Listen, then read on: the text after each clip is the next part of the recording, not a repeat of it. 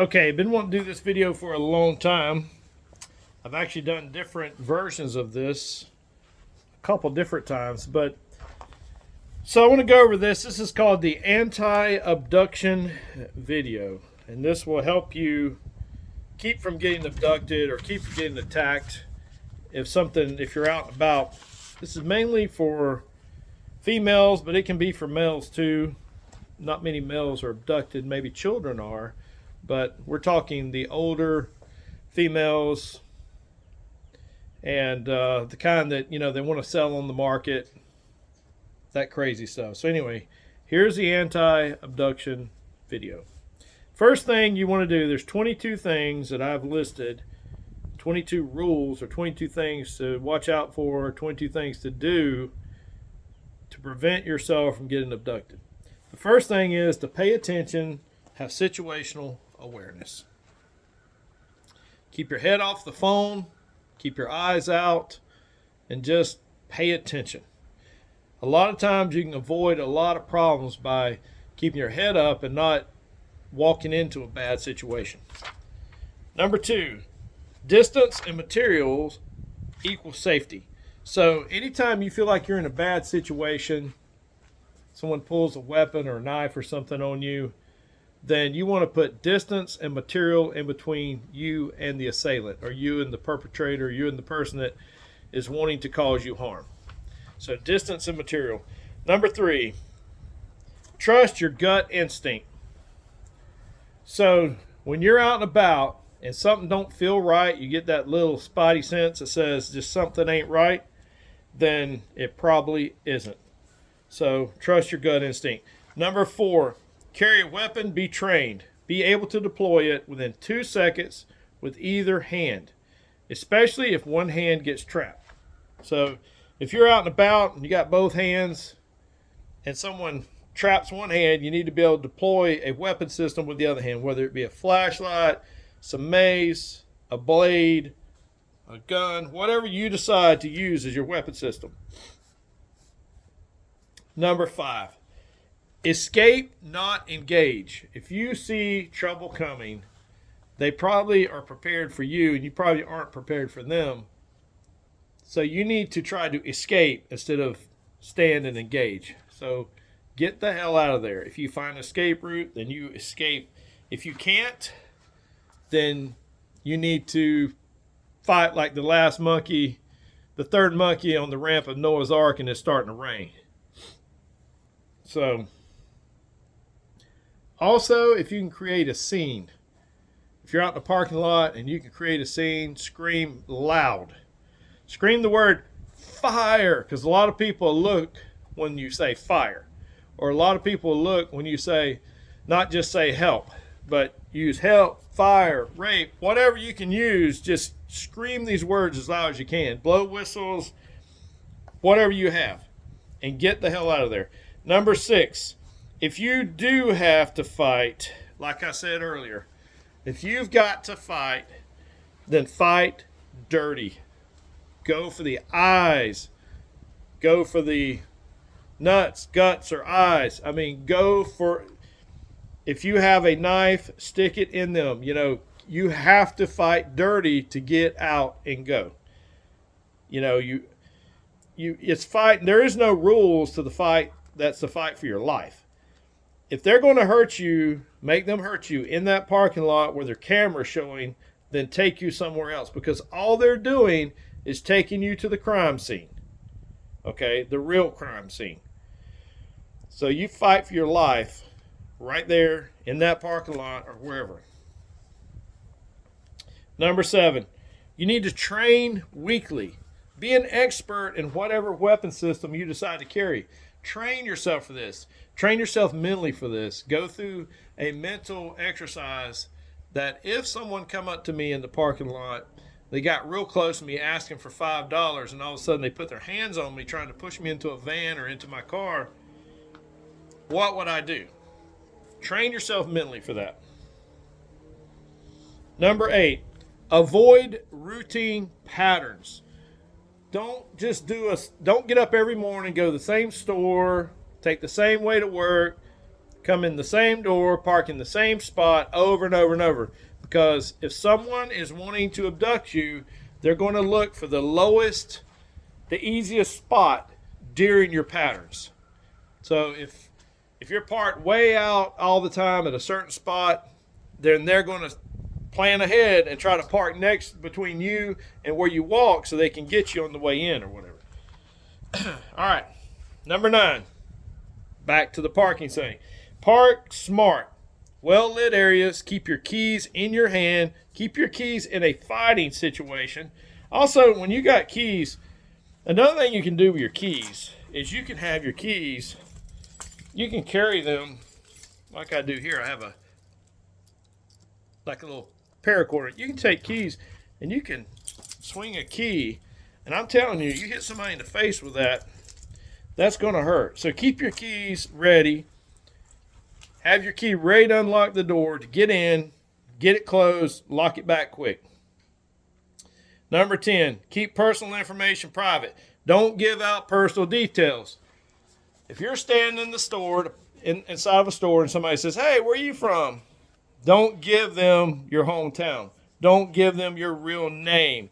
Don't give them your address. Don't tell them where you work. Have a fake name. Have a fake address. Give them something else. Don't give out personal information.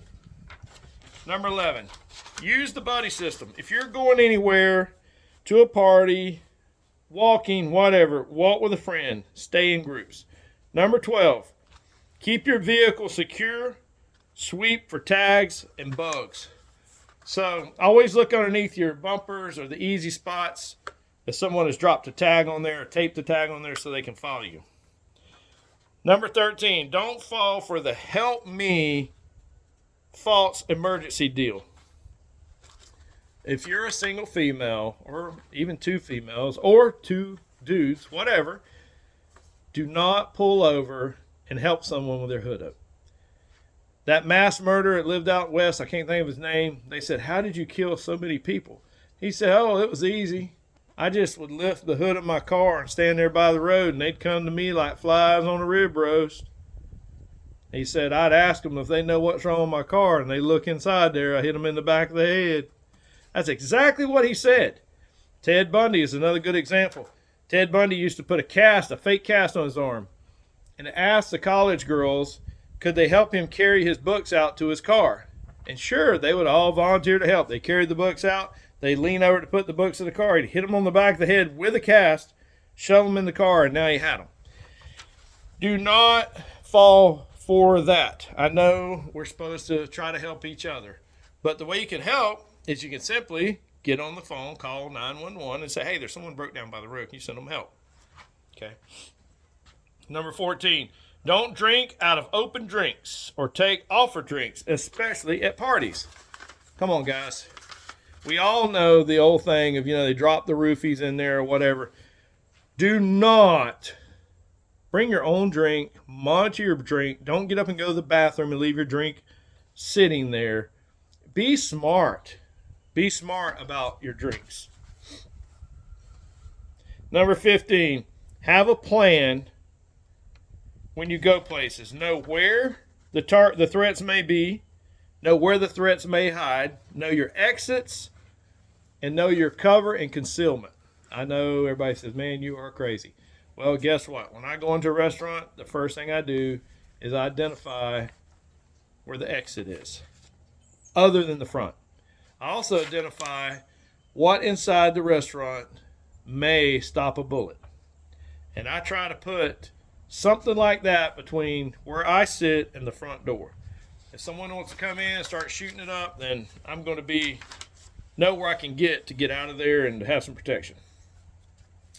Number 16, don't touch items left on or around your vehicles. Have some Narcan available. Now, what am I trying to say? A lot of times people will take and put money by your door or on your windshield so that you will, especially if you're the target, you'll walk up, grab that money to move it off or to take it or whatever, and it'll have fentanyl on it or have something on it that is toxic. And it's toxic enough to knock you out, make you incoherent, and then you'll pass out. They'll grab you, and you're gone. If you end up touching something, which I'm telling you not to touch it, and you do start feeling a little woozy, then you need to have some Narcan available in your vehicle so you can give yourself a squirt and go immediately to the emergency room or call 911. Tell them where you're at, what just happened. Get in your car and lock the doors. Okay, so don't touch things left on your windshield. Flyers, money, anything, or anything left around your vehicle. Unless you're going to use rubber gloves and you're going to take them off properly. Number 17, notice who is following you. Make 3 turns. Well, I say make 4 turns, actually. So if you're driving down the road and you notice this one car you think is following you, then you can simply make a left, go another block or two, make another left, go another block or two and make another left, and guess what? You're back where you were. If they follow you for all those lefts or all those rights that you make, then you know they're following you. Do not go home. Don't lead them back to your home. Lead them to the police station. Number 18, don't pull over in desolate areas, especially for an unmarked police vehicle. I won't even pull over for a marked police vehicle in a desolate area. I simply pick up the phone and call 911 and say, listen, I have a police vehicle behind me, and I'm in this county. This is my location. I'm going to go on up to a well-lit public area before I pull on. I don't pull over. I don't feel safe out here. And if you're a lonely female or a lone female or a lone male or whatever, and you might think that you're in trouble or in some type of danger, and that little spidey sense hits, don't pull over. A lot of people use blue lights to pull people over. When they get pulled over, they walk up to the door, spray them, they're out, they take them. Number 19, use your phone, take pictures of suspect people who are acting strange. Take pictures of their tag numbers. If someone is acting strange, get your phone out, take that picture. A lot of times they'll hit the road. Plus, you will have a record of them if something does happen to you. Number 20, dogs, pets, snakes. Go for walks with your dog. Carry a rubber snake and throw on an assailant. Now, I heard this one. I've never done it. I've never seen it done, but I've heard someone saying they did it, and it was very effective. This one guy came up to this girl, acting kind of weird. She reached and grabbed a rubber snake out of her bag and threw it on him, and he flipped out and ran. So, hey, if that works. If you got a good dog, walk with your dog. Dogs always can sense people, and people don't like to mess with people with dogs. Number 21. At schools, if you are a college kid and you go to a school where weapons are banned, you can't carry guns. Most college campuses are banned. You can't carry guns, that sort of thing. But you can carry things to protect you. And I don't know, a lot of schools don't even like for you to carry mace. But you can carry a chain and a lock to lock your bicycle up. And if you've ever been hit with a chain and a lock that's been swinging, it's pretty devastating. You also can carry a sharp ruler, because you got to have a ruler, right? You carry sharp pins. You can carry scissors to do your artwork. You can carry a spray bottle with some hand cleaner. You can carry a bat and glove if you play ball there, or if you like to go out afterwards and play ball after your class. You can carry a tennis racket. You can carry an umbrella, and a lot of times the end of those umbrellas are pretty sharp. You can carry a walking cane. You can even carry a screwdriver. So think about those things that you could carry as a protection. Number 22, learn how to fight. Fighting is a superpower, guys. Hadn't you watched the movies? You need to know how to fight. Learn how to be a gunfighter. Learn how to knife fight. And learn jujitsu. Those are 3 superpowers to have. Be trained. And train at least once a week. A lot of these people that take jujitsu, they go in there and they train sometimes 2 and 3 times a week. And they sit and grapple and wrestle and stuff. And you do not want to jump on one of those people. And if you're one of those people and you're trained up and someone's trying to abduct you, can you imagine them come up and try to abduct you and you just turn that move around on them and put them in a chokehold and put them to sleep right there by the car? That would be devastating for them. So get trained. Work it out. So, ready or not, folks, sometimes you can always say, well, I'm going to get ready. Well, I have so many people contact me. Go, man, I need you to help me get trained up, and I need you to tell me what to do. And my daughter, is scared. She's going to college. And I said, well, hey, yeah. So, how much time do you have to train? When would you like to train? Well, I'm going to have to get back with you. She's really, really busy, and she's got a job, and she's going to school. She's doing that. Okay. So which is more important? The job, the school, the really, really busy, the entertainment, or her life whenever someone attacks her? Because you're making a lot of excuses. You're saying you want to be trained, but you have a pile of excuses basically saying you're never going to get trained. Because in this type of thing, you got to have the mindset. The mindset. What is the mindset? You got to decide, you got to dedicate, and you got to do. A lot of people decide that they want to be trained. They say, I know I need to be trained. My kids need to be trained. I need to be trained, blah, blah, blah. And then when it comes to dedication, well, I just don't have the money. But yet I got the money to go to the beach every weekend. I can get a new tattoo, or I can run off to wherever on vacation. But I don't have the money for training. Okay. Or I'm not going to dedicate enough of my time. I'm not dedicated a day a week to train. I'm just going to train whenever it's convenient. And it's never convenient because you always got other things you need to do. So you have to decide, you have to dedicate, and you have to do. If not, ready or not, you're going to be in trouble. All right. I hope this maybe helped somebody out there. Maybe something on this list. Maybe jogged your memory or told you, hey, I do need to be trained. Maybe you're a father and your daughter's going to school and she hasn't quite ran off and started her own life. Maybe you still have a little bit of control over it, and you can dedicate and say, all right, girl, you're going to go get some training.